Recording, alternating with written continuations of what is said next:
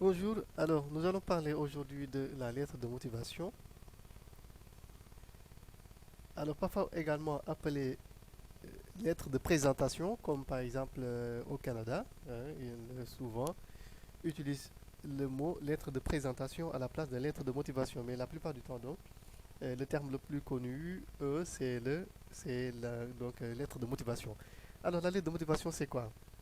La lettre de motivation est un document qui accompagne le curriculum vitae qu'on appelle également le CV.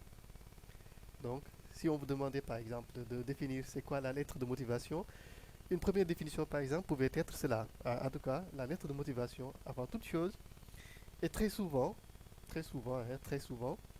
c'est un document qui, qui accompagne le curriculum vitae qu'on appelle le CV, dont on va parler plus tard. Et donc souvent, ces lettres de motivation-là permettent d'introduire votre CV. Même si, attention, voilà, j'attire votre attention sur le fait qu'aujourd'hui, quand même, il y a certains recruteurs, et de plus en plus, hein, il y a certains recruteurs qui euh, se contentent seulement, en tout cas se suffisent seulement du CV, c'est-à-dire ils vous demandent de leur envoyer seulement le CV, et donc la lettre de motivation, en tout cas dans le milieu, on a peur que, bon, peut-être d'ici quelques années, que cela ne soit plus des, que cela ne fasse plus partie en tout cas des documents qui accompagnent les documents qui sont présentés dans la candidature. C'est-à-dire qu'aujourd'hui, de plus en plus, il y a beaucoup de recruteurs qui se contentent seulement du CV et ne demandent plus de lettres de motivation.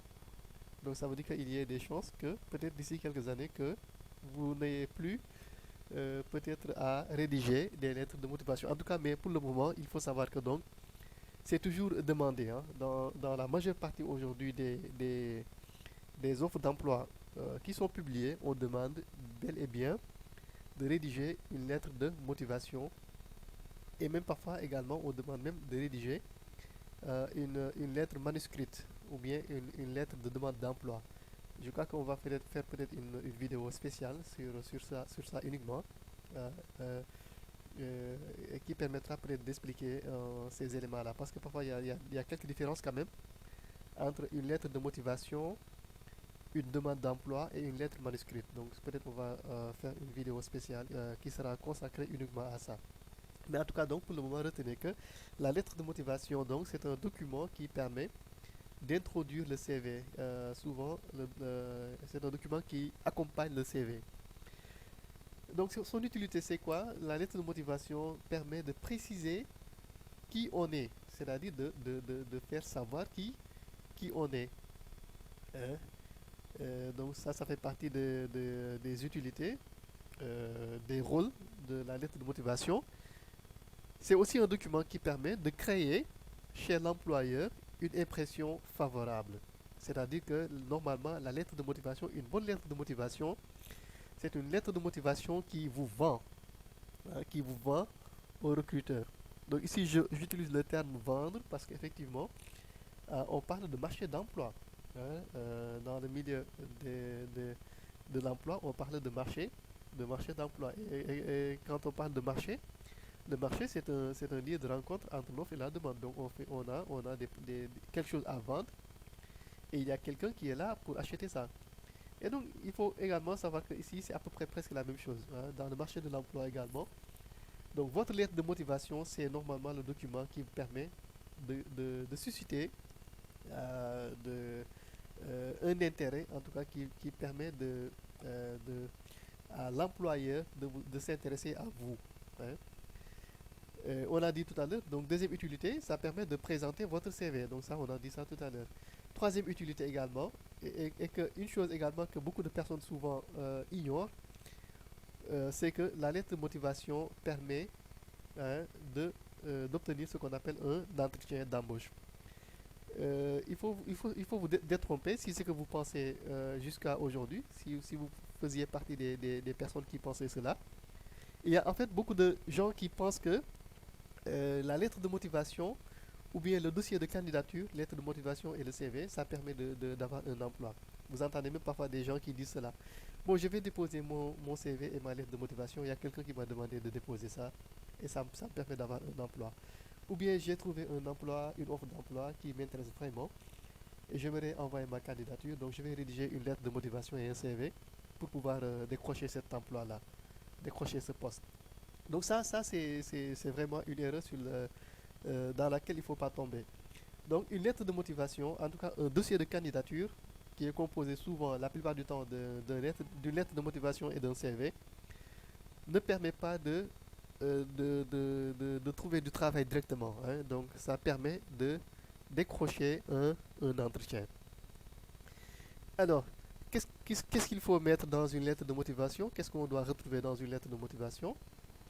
Bien sûr, on peut mettre nos champs d'études, hein. Si on rédige une lettre de motivation, on peut mettre nos champs d'études, hein.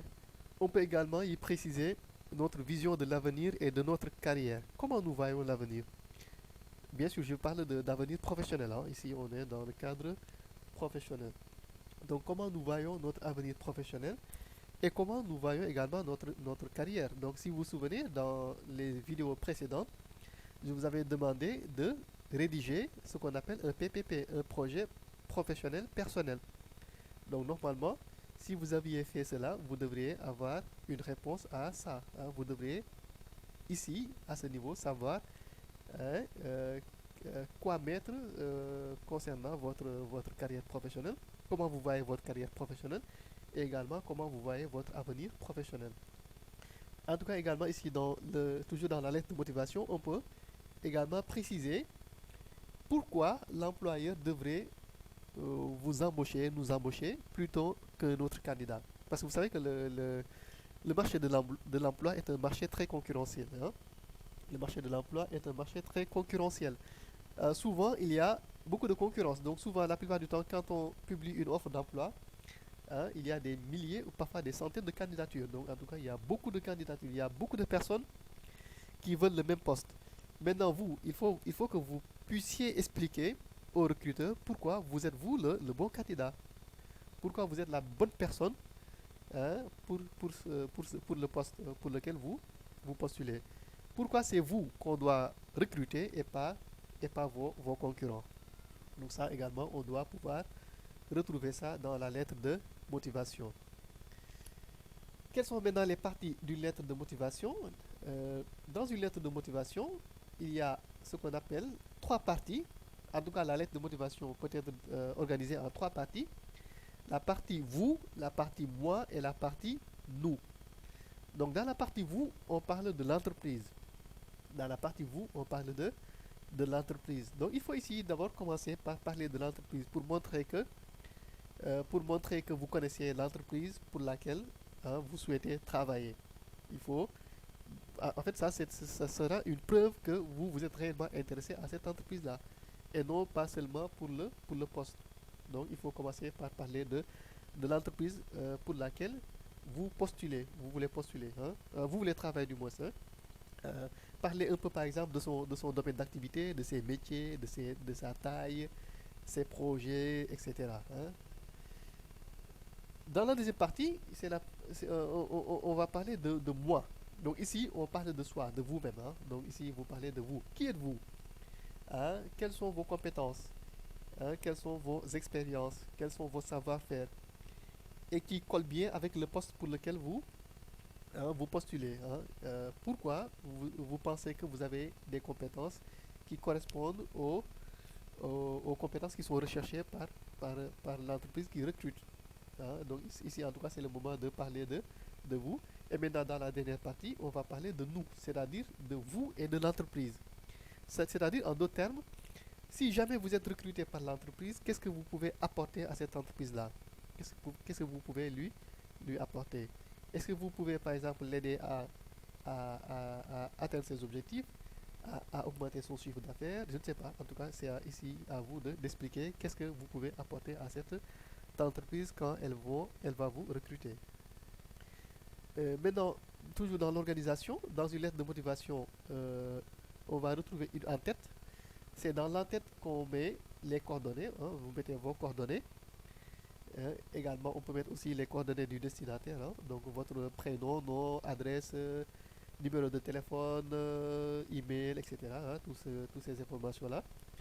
Et maintenant aussi, commencer par une introduction. Dans l'introduction, avant l'introduction même, il faut mettre l'objet, hein, commencer par les formules d'appel, madame, monsieur, etc., hein. Et ensuite, maintenant, on commence par introduire. Et maintenant, ici, dans l'introduction, il faut faire attention parce que il y a des lettres de motivation pour des candidatures spontanées. On va parler peut-être de ça également dans d'autres vidéos. Une candidature spontanée, c'est une candidature qu'on fait par notre propre initiative, hein. Donc, il n'y a pas d'offre d'emploi. C'est nous qui avons pris l'initiative d'aller chercher un emploi dans une entreprise donnée. Donc c'est ça qu'on appelle une candidature spontanée. C'est différent d'une lettre de réponse à une offre d'emploi. De toute façon, après je vais vous également donner des modèles. Ça va permettre de voir la différence entre une lettre de motivation pour une candidature spontanée et une lettre de motivation pour une réponse à une offre d'emploi. Parce qu'il y a ces deux-là. Il y a des lettres de motivation pour des candidatures spontanées. Et également, il y a des lettres de motivation. Il y a des lettres de motivation pour répondre à une offre d'emploi. Donc ici, en tout cas, dans l'introduction, il faut commencer par déjà préciser ça. Par exemple, on peut dire, monsieur, c'est avec plaisir que j'ai relevé votre offre d'emploi d'assistant comptable publié dans tel endroit, par exemple dans le journal le Soleil ou bien le Quotidien, je ne sais pas. Voilà, et ceci a attiré mon attention. Voilà, donc c'est ça qu'on appelle la formule d'introduction. Il faut donc commencer par introduire. Ensuite, maintenant, on peut parler de ses motivations, hein. Vous pouvez parler de vos motivations, comme on l'a vu tout à l'heure. Qu'est-ce qui vous motive par rapport à cette offre d'emploi, par rapport à ce poste, hein? Qu'est-ce que vous, qu'est-ce que vous pouvez mettre en avant pour montrer que vous avez le bon profit. Ensuite, maintenant, il faut toujours, avant la fin d'une lettre de motivation, il faut toujours penser à faire ce qu'on appelle une proposition de rencontre. C'est-à-dire, il faut proposer à rencontrer le recruteur, hein. Il faut toujours proposer à rencontrer le recruteur. Comme on a dit tout à l'heure, la lettre de motivation permet de, de décrocher un entretien d'embauche. Donc, c'est pour cela qu'il faut toujours proposer à l'entretien d'embauche. Par exemple, on peut dire, euh, euh, espérant que espérant que ma candidature va retenir votre attention, je reste disponible pour vous rencontrer lors d'un entretien qui pourra être fixé à votre convenance, hein. Donc ça, par exemple, c'est une proposition de rencontre, en espérant que ma candidature va retenir votre attention, va attirer votre attention, hein.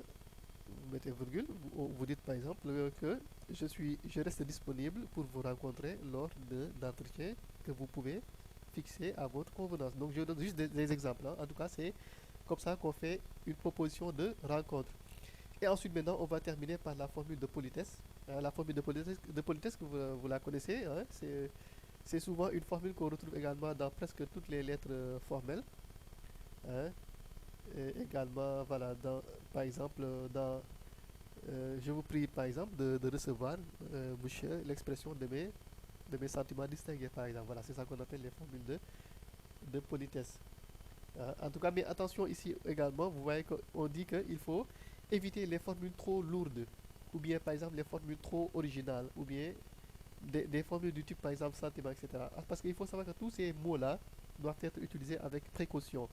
Il faut savoir quand est-ce qu'il faut utiliser le mot sentiment. Je vous prie d'agréer mes sentiments distingués.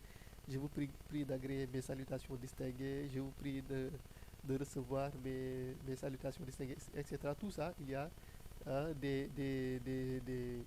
des endroits spécifiques dans lesquels il faut les utiliser. Donc, à chaque fois, en tout cas, il faut vous poser la question, est-ce que cette formule est appropriée à ce niveau, hein? Parce que, par exemple, mes salutations amicales, par exemple, ça, on peut dire ça, par exemple, à un ami, hein, ou bien en tout cas quelqu'un, par exemple, qui est proche. Mais à un recruteur, par exemple, il ne faut pas lui dire, veuillez recevoir mes salutations, mes amicales salutations, ou bien des trucs comme ça. En tout cas, des mots qui montrent une certaine affinité, hein, une certaine proximité entre vous et la personne à laquelle vous vous adressez. Donc, choisir la bonne formule de politesse.